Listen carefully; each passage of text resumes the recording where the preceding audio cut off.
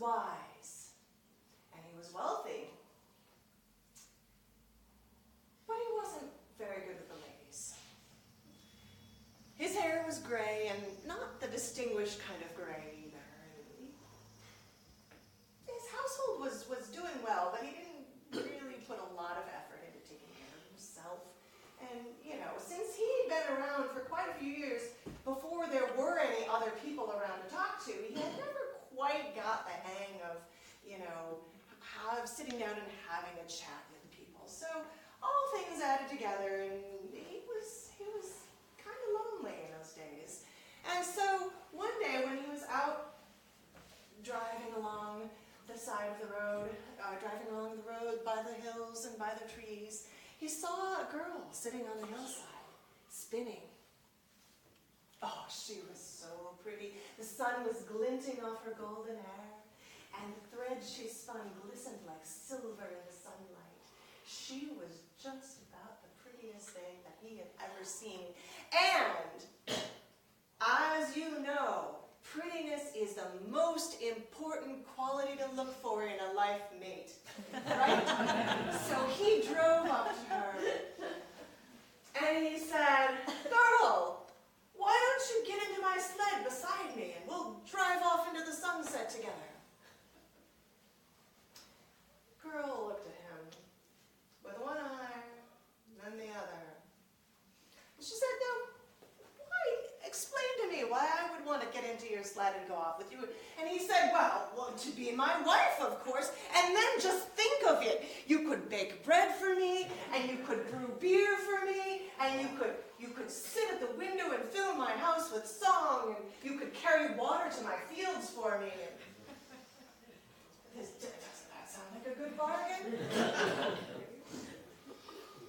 And the girl looked at him, one eye, she said, "I'll tell you a little story. The other day I was out walking across the meadow, and I saw a little bird sitting on a tree branch singing its joy into the sunlight. And I went up to the little bird and I said, 'Little bird, tell me, who has it better, a daughter in her father's house or a daughter-in-law in her husband's house?' And this little bird sang to me in the sunlight, and the little bird sang, 'The sun shines upon the fields all day long and half the night in the summer, but the sun shines even more brightly on a daughter in her father's house. Iron in the frost is cold,' the little bird sang, 'but a daughter-in-law's life can be colder still.'" And Väinämöinen, inasmuch as he enjoyed the sound of this pretty girl's voice, said, "Stories about a talking bird are all well and good, but are you really going to take advice from a talking bird? Come on, come with me. You have to get married sooner or later. You can't stay a child forever. And look at me. Have you ever seen such a specimen of manhood as I?" The girl looked at him, said, "Well, you know," she thought to herself, "it is true that marriage comes sooner or later to pretty much everybody in those days." And she did need to be on the lookout for a good one, and she said, "Well, you might really impress me if you could tie an egg into a knot." And Väinämöinen said, "Okay." And he went over to his sled where he had his lunch packed with him, and as luck would have it, he had a hard-boiled egg there, which was a little bit cheating, right, because it's hard-boiled in the first place. So he peeled it, he took that egg, and he tied it into a knot. And I don't know if you've ever tried to tie an egg into a knot, but it's really not the easiest thing. So the fact that Väinämöinen was able to do it really was kind of impressive. And the girl couldn't help being a little impressed. And she said, "Well, perhaps I might consider going with you if you could